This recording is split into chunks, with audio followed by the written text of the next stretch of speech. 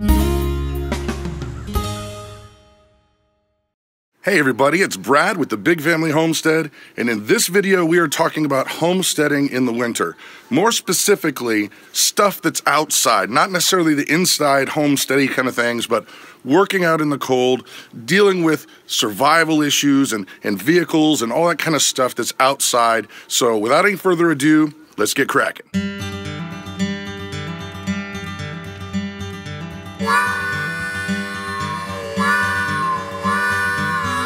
So in our former life, we lived in Florida. Traveled a lot, so I knew cold, but not the same way as living in cold. Then, for the past 9 years, or the past 9 winters rather, we've been in Ohio. Some winters were okay, and some winters were mild, and some winters were a little bit more extreme. Nothing like we are already experiencing here in Wisconsin. It's already been -2. And we've had several inches of snow already, and it's not even to Thanksgiving. So I thought I would share with you some of the knowledge that the folks around here have been sharing with me on how to deal with these winters. I mean, because the reality is if you're on a homestead, you're working. You've got to be out, you've got to be up and moving and mobile, and stuff happens. And so you're gonna have to deal with that. So I figured we'd start out here on the homestead, and the very first issue is clothing. Let's talk clothing. Layers, layers, layers. The reasons are many, and we will get into them in the video, but suffice it to say that you're going to want to have several layers that you can either add or remove based on the conditions you're in. First things first, a good hat. You want something that's going to stay dry and stay warm, because obviously most of your body heat's going to go right out of your noggin. And even though I really generally like this hat for most of the time, but when I'm out working, I need something that I can actually put on or take off, and actually a hood helps too. A hood will help too. So think layers. For the hat, get something warm, something that's gonna stay dry, because wet equals cold. And remember that was taught to me by a friend of mine from the great channel of the Weekend Homestead, and Will over there, he's a rock star. So wet equals cold, remember that? Now, moving on to boots. Now, this is what I used to wear pretty much all the time, these skate shoes. But these skate shoes are a terrible, terrible choice for on the farm and in the snow, so they gotta go. These Muck Boots here, we got them, they're actually the Muck Boot brand name, and they're rated to -40 below zero.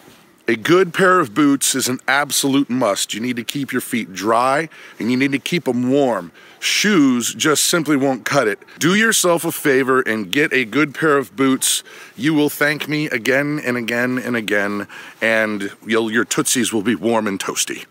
Now, on keeping your hands warm, when you're talking about being out and working, doing actual work, you really only have 2 options. I mean, there's a lot of options. There's like single finger trigger gloves, and then there's regular gloves like this where you've got fingers for each one of your finger, and then mittens. Now, the advantage of the mittens are they can really stuff a lot of padding in there to make your hands stay a lot warmer than even the gloves, because with the gloves they can't put enough padding in there to keep your fingers from going poof, and it just doesn't work right. So if you have to have a job that you're working on that you need to have a little bit of mobility, gloves are the only way to go. But if you're just out driving, maybe a tractor or whatever, mittens might be the ticket for you, because you don't have to really manipulate your fingers a lot. Now, if you have access to some kind of tough hide, like a leather is really nice, but the brand Thinsulate, if they can put the Thinsulate inside these things, that really helps a lot. But once again, dry, dry, dry. If you can stay dry, you're gonna stay a lot warmer. So I recommend not just getting 1 pair of gloves, but always having 2.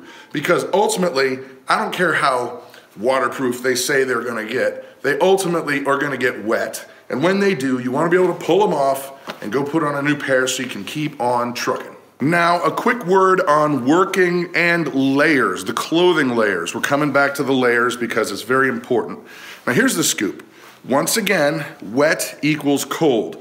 So what you do not want to do, let's say you're out chopping wood, or you got a chainsaw, or you're moving cattle, whatever it is that you're doing, it doesn't matter.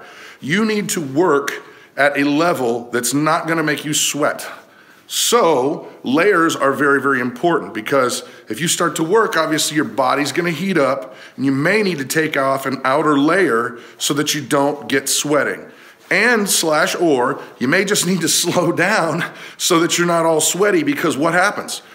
The cold is gonna get you, and then all of a sudden your body's gonna react and you're gonna be freezing your tuchus off. Layers work at a level that you're not gonna sweat. Okay, in terms of your vehicle, if you have the ability to get snow tires, I highly recommend getting snow tires. They can grip the road a lot better when there's a little bit of snow and ice on there, and it's a lot safer for you.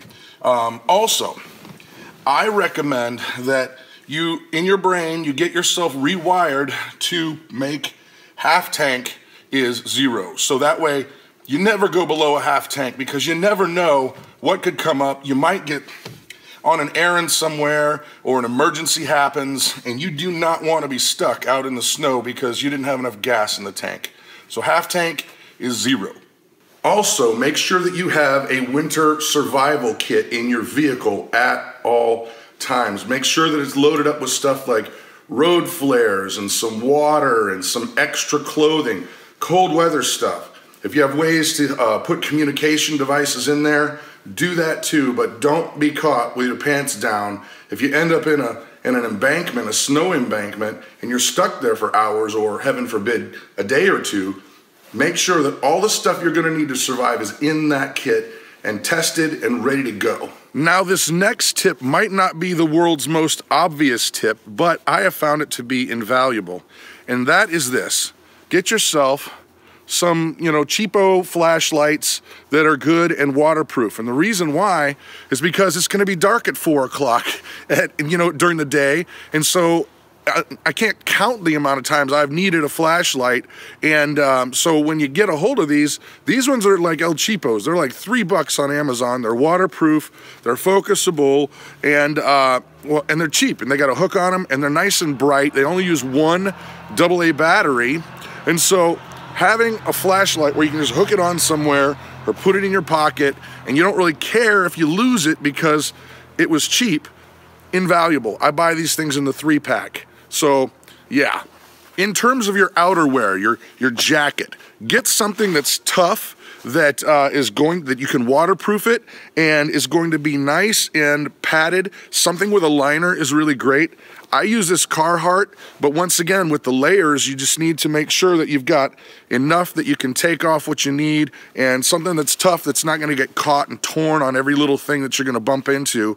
And by the way, you don't need to spend money on a name brand. There are off brands that even Walmart sells that are just as tough as the Carhartt, but I got mine on sale, and we didn't know better at the time, so we spent the money. But it's been a great jacket. So outerwear, really, really important, and get it waterproofed. Now, the equipment you use, whether it's a tractor or an ATV or a snowplow or whatever gear equipment that you use, you need to figure out what it is that it's going to need to operate the best in the cold weather, because that changes. The oil viscosities change or need to be changed, and there's general maintenance that needs to happen for each piece of equipment, or else it might not start, or it might just operate really, really badly. For example, in the winter, I have to keep a battery maintainer on this guy all the time, or else it just won't fire up.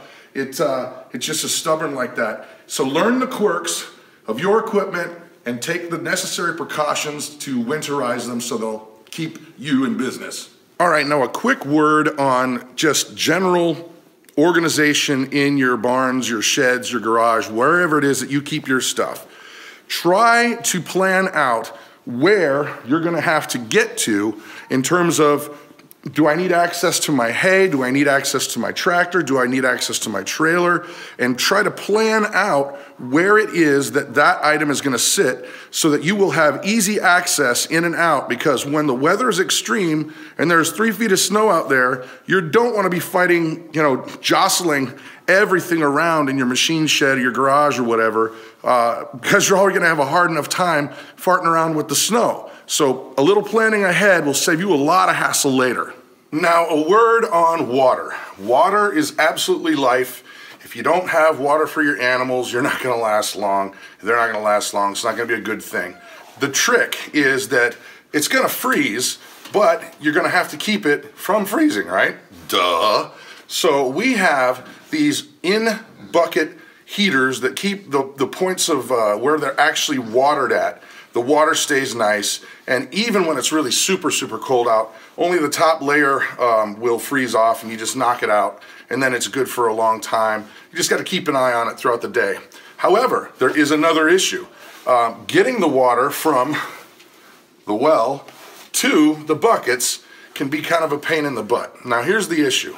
They do make heated hoses that will keep the water in your hose from freezing. However, they take a lot of power.